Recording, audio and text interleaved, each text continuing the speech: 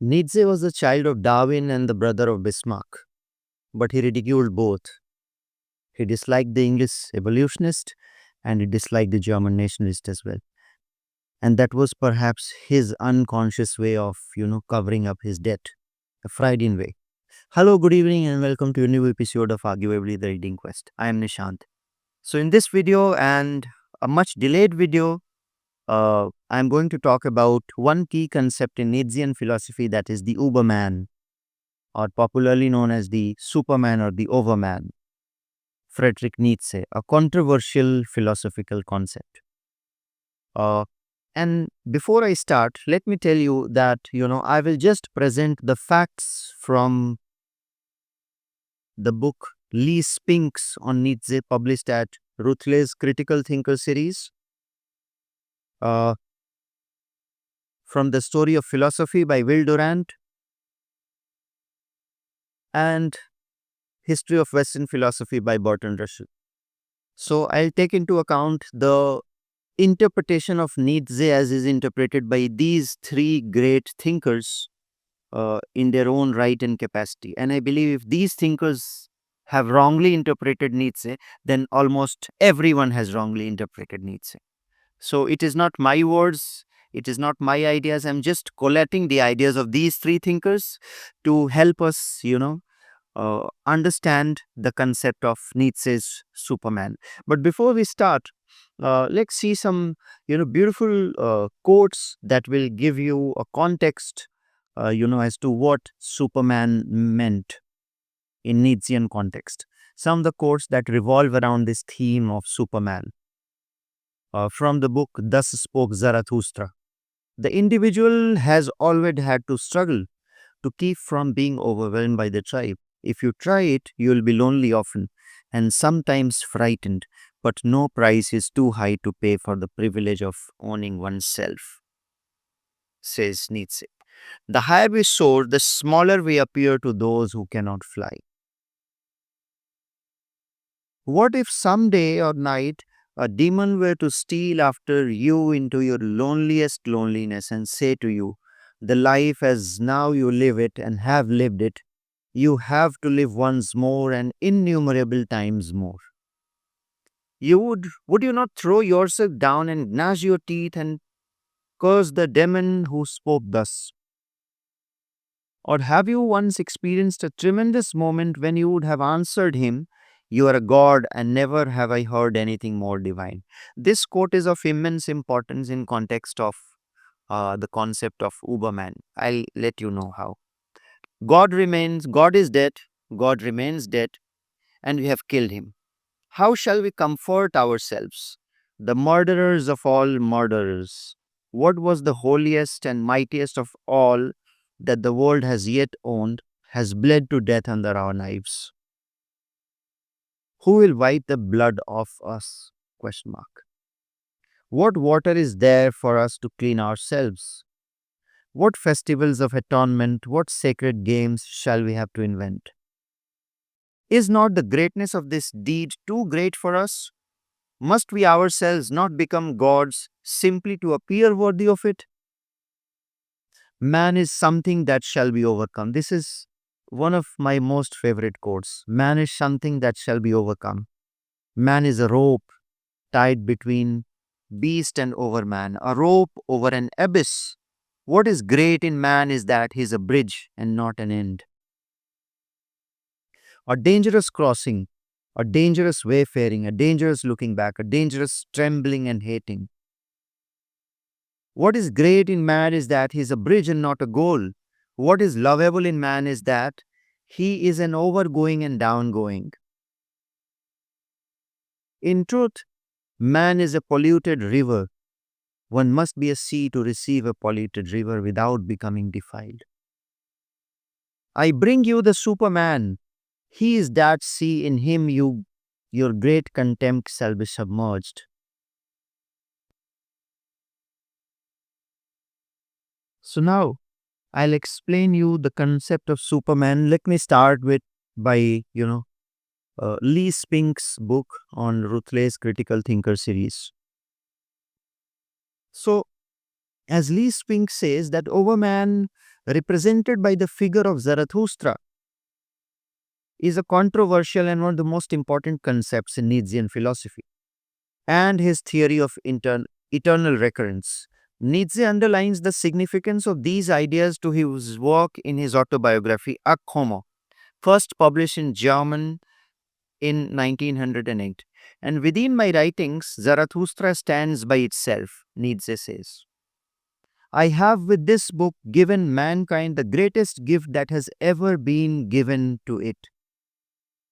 So you can understand, uh, what importance the book Thus Spake or Thus Spoke Zarathustra lies, in the eyes of Nietzsche itself. The basic concept behind the Overman, he continues, is the idea of eternal recurrence, the highest formula of affirmation that can possibly be. I'll tell you what this eternal recurrence is all about. So Nietzsche introduces this, whole concept of Overman in his book Thus Spake Zarathustra, first published in German in the year 1885. So Zarathustra, of course, we all of us know that it's a poetic and a philosophical fable with narrative completely different from all of his other books. So much so that Will Durant says that all the other books are merely, commentaries to his book Thus Spake Zarathustra. It presents the experience and teaching of a prophet Zarathustra who returns to civilization after 10 years of solitude, announces the mankind the death of God, and explains his vision of a life beyond supernatural values, represented by the Superman or the Overman. The lesson Zarathustra provides is that man is a form of life that must be overcome. It's a beautiful concept here. His narrative presents an epigrammatic and fragmentary account of an experience of being beyond the human and describes a series of encounter with men, even the highest and the ultimate men, that suggest that mankind is a degenerate species that must find a newer way of living. A new man has to be born. Zarathustra exists as a symbol of Nietzsche's re-evaluation of all values and an exemplar of a higher type of being capable of existing beyond nihilism, beyond resentment, and the reactive values of, you know, selfish nature. His mode represents, a transvaluation of man and a new vision of what humanity might become. Such transvaluation does not engage in moral arguments. It was beyond good and evil, please understand, by offering new and better moral values. Rather, it looks at what values do and what form of life they promote. And it begins by asking mankind, the best representatives of what the function and meaning of life should be, in awake of the scandalous news of the death of God. And the death of God, I hope you know that it was first announced by Nietzsche in his book The Gay Signs. Here, gay means happiness. The Gay Signs. So the recent event, says Nietzsche, that God is dead and that the belief in the Christian God has become unbelievable is already beginning to cast its first shadows over Europe. For the few at least whose eyes, the suspicion in whose eyes is strong and subtle enough for this spectacle, uh, some sun seems to have set and some ancient and profound trust have been turned into doubt. To them, our old world must appear daily more like evening, more mistrustful, stranger, older. But in the main, one may say the event itself is far too great, too remote from the multitude capacity for comprehension. Even the tidings of it to be thought of having arrived as yet. Much less may one suppose that many people know as yet what this event really means and how much must collapse now that this faith has been undermined because it was built upon this faith, the whole of European morality. Now, please understand that Nietzsche's Zarathustra was a prophet of a new experience, but it was not arbitrary. For Nietzsche, it was the Persian prophet Zoroaster from 630 to 550 BC. According to Nietzsche, who first identified the moral struggle between good and evil at the heart of metaphysics and universe. There is therefore an ironic justice in designating the originator of the error of morality to overcome morality as such. So, the whole concept of this Uberman was to overcome the moral values beyond good and evil, the self overcoming of morality. Throughout truthfulness, the self overcoming of moralist into his opposite. Nietzsche explains this is what the name Zarathustra means in my mouth. This self overcoming of a man is exemplified by Overman, sometimes translated as Superman. The term Overman or Übermensch carries two meaning crucial to Nietzsche's evaluation of value, or rather re-evaluation of values. Uber signifies over in the sense of height and self-transformation. It suggests the elevation of mankind's highest self into an experience of being that has no trace of moralism or the fiction of free will. It can also suggest across or beyond, and Nietzsche employs this second resonance to characterize man as a bridge. We must pass across towards a life free of resentment and negativity, as I have already spoken in the quote at the beginning of this episode. The transformation of man into overman cannot take place without the going down or the destruction of man's reactive beliefs. The greatest thing we can experience is this hour of great contempt when our ideas of happiness, reason, virtue, justice, and pity appear to us as an obstacle to our affirmation of our own will. So, all these values are an obstacle to the birth of a new man. And mankind cannot conceive a God, but it can conceive the overman by remaking the world in its own image and returning every transcendent idea to its proper basis in the human capacity for self transformation. No wonder the Nietzsche asks, could you conceive a God? Right. Every teaching that speaks of the one and the perfect and the unmoved and the sufficient and the intransitory, which means the Christian concept of God, is evil and misanthropic because it denies the human power of will and becoming through which mankind affirms itself by distinguishing between its active and reactive forces. The value of mankind lies instead in its capacity to overcome its reactive nature. Willing liberates, as Zarathustra teaches us.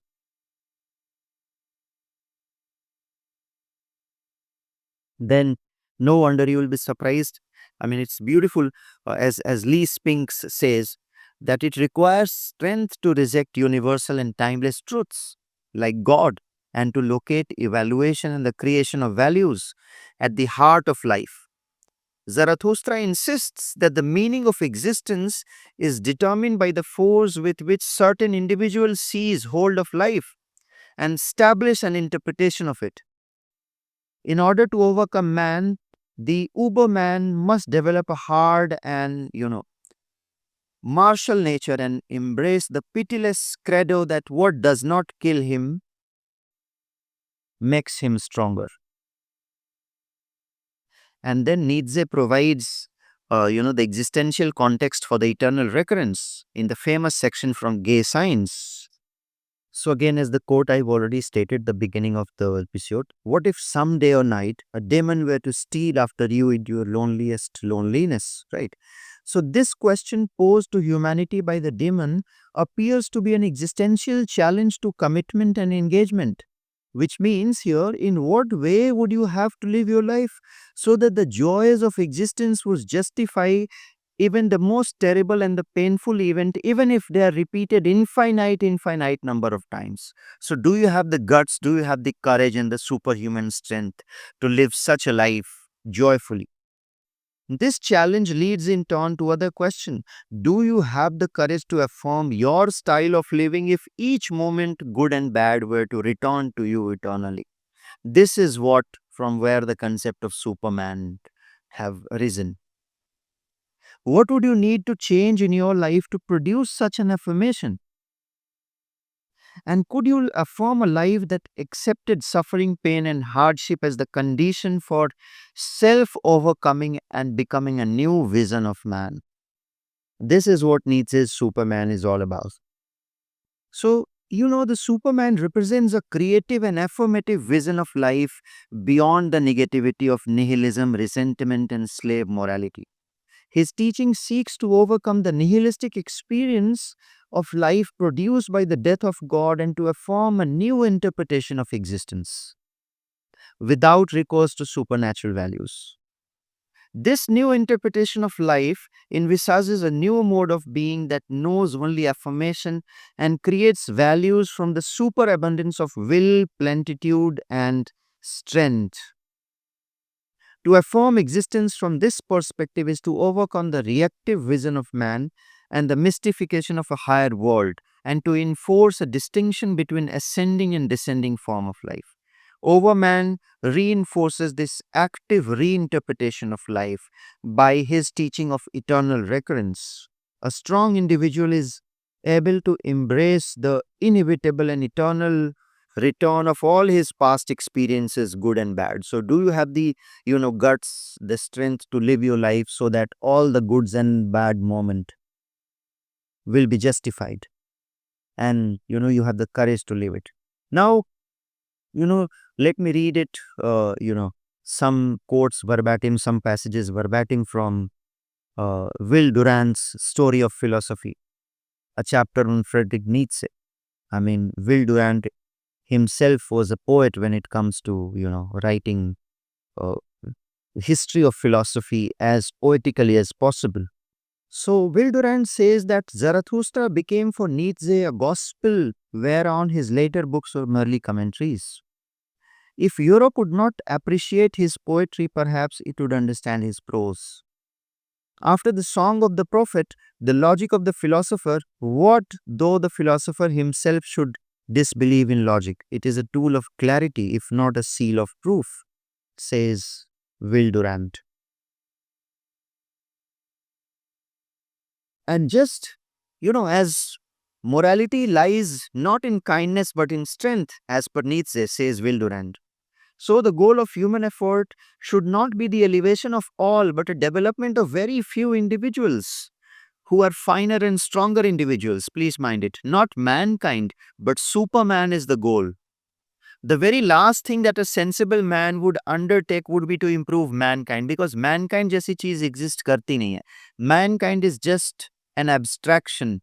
It is a vast anthill of individuals, right? So the aspect of the whole is much more like that of a huge experimental workshop where some things in every age succeed. So no mankind, almost all mankind fail, like most things fail. And the aim of all the experiment is not the happiness of the masses, but the improvement of the tariff. Please know. Better that society should come to an end than that no higher tide should appear.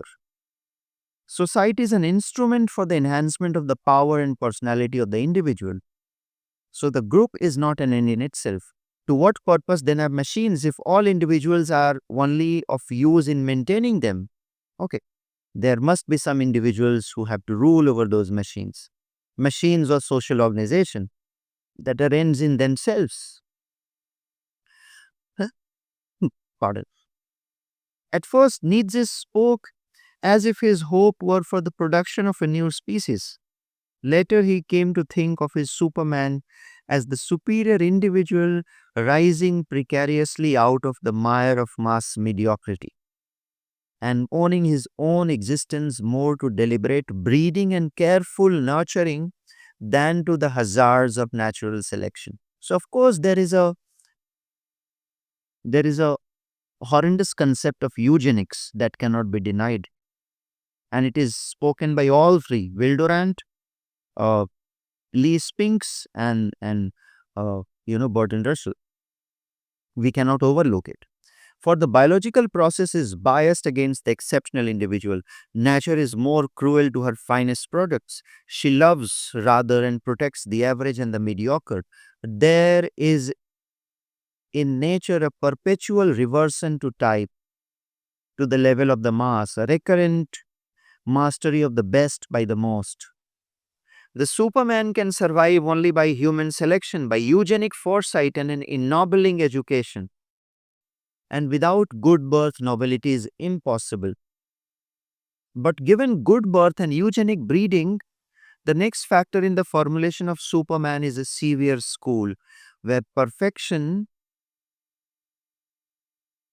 will be exacted as a matter of course, not even meriting praise. There will be few comforts and many responsibilities, where the body will be taught to suffer in silence, and the will may learn to obey and to command. No libertarian nonsense, no weakening of the physical and moral spine by indulgence and freedom, and yet a school where one will learn to laugh heartily, because Nietzsche rates the philosopher on the basis of how you know hard they laugh. And no wonder Nietzsche says that he who has climbed up on the highest mountains laugh on all philosophies, laugh on all tragedies, you know, great or small, real or imaginary.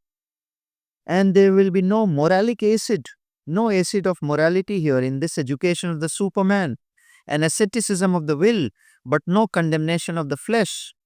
Because even a Superman is not enemy of good girls. Even a Superman love good girls with beautiful eyes and beautiful ankles. I'm not saying that. It is said by Will Durant. Even a Superman may have a taste for beautiful ankles. A man so born and bred would be beyond good and evil. And then what is good? To be brave is good. What is good? All that increases the feeling of power, that the will to power, that the power itself is increasing in man. That is good. That is the feeling of happiness. And what is bad? All that comes from weakness is bad. Perhaps the dominant mark of Superman will be love, will be of love for danger and strife, provided they have a purpose. He will not seek safety first. He will leave happiness to the greatest number of people. Zarathustra was fond of all such as mix distant voyages and like not to live without danger. This is what, Will Durant, one of the greatest historians of philosophy, has to say on the concept of, a Nietzschean Superman. No wonder. You cannot deny that, of course, there is some problem with Nietzsche's politics. However, may you, come and, criticize my video, as I have done a video on Nietzsche versus Buddha. Some people openly commented that I know nothing about Nietzsche. Well, I'm happy to know that I know nothing about Nietzsche. At least I have the possibility to know him. But I have a problem accepting that these great individuals have all the same interpretation about Nietzsche. They do not know nothing about anything about Nietzsche. And then at the end, you know, no wonder Will Durant says that he laid bare some hidden truths, hidden roots of morality, as no other modern thinker has done, and that he introduced a value hitherto practically unknown in the realm of ethics, that is aristocracy, that he compelled the honest taking of thought about the ethical implications of Darwinism, that he wrote the greatest prose poem in the literature of his century, that is, thus spoke Zarathustra, and this above all, that he conceived of man as something that must surpass. He spoke with bitterness, but with invaluable sincerity. You see what beautiful lines. He spoke with bitterness, but with invaluable sincerity. And his thought went through the clouds and cobwebs of the modern mind like cleansing lightning and a rushing wind. The air of European philosophy is clearer and fresher now because Nietzsche wrote. So I hope I have, done justice to the video. I hope I have done justice to the concept of Nietzschean Superman. Now it is up to you to, read and, explore it further and elucidate it amongst your circles. If you have still not liked, shared, and subscribed my YouTube channel, arguably The Reading Quest, please do that, guys. Please press the bell icon. Please spread the word. Happy reading. Thank you, all of you.